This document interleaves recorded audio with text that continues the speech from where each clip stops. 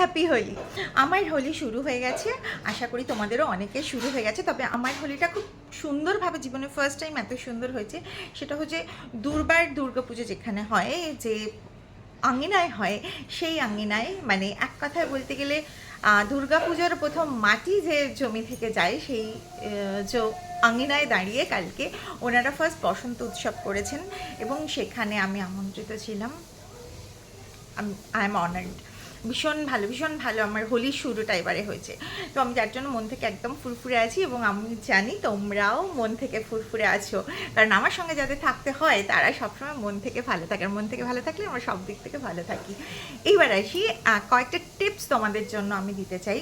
হোলি তো খেলতেই হবে, রং তো খেলতেই হবে, খেলবো হোলি রং দেবো না তাই কখনো হয়?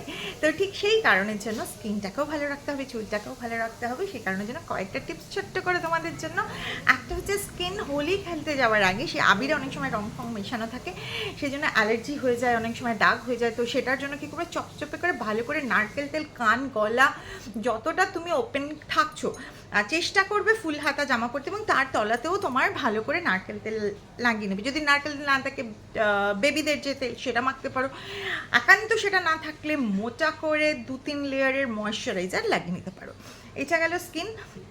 এবার এটাকে তোমার তোলার জন্য যখন তুলবে, ফার্স্টে তুমি ক্লিনজিং মিল্ক দিয়ে ক্লিন করবে, তারপরে তুমি ভালো করে একটু গামছা বা কটনে সফট কোনো সাবান নিয়ে ভালো করে ঘষে তুলে এবং মোচা করে আবার ওই কোনো অয়েল বা ময়শ্চারাইজার লাগিয়ে নেবে। দেখবে 98% রং উঠে গেছে এবং স্কিন একদম ঠিকঠাক আছে। এবার এসে চুলে যেটা করতে হবে সেটা হচ্ছে, চুলে তোমরা কোনো ফিটটি বেঁধে নিও।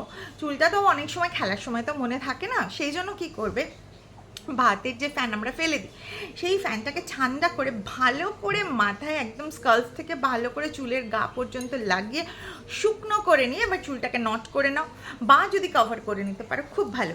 এইবার হোলি খেলা হয়ে গেলে সেটাকে এসে ভালো করে ওয়াশ করে নাও এবং তারপরে তুমি শ্যাম্পু করে নাও, দিয়ে একটু কন্ডিশনার লাগিয়ে নাও, আর তোমার চুলে কোনো প্রবলেম থাকবে না এবং কোনো ইচিং হবে না, কোনো অ্যালার্জি হবে না। ঠিক আছে, তাহলে সঙ্গে থাকো, দেখতে থাকো আরও বিভিন্ন রকম টিপস এবং খাওয়া দাওয়া এবং মন আর শরীরকে কীভাবে আমরা ভালো রাখতে পারি। Thank you.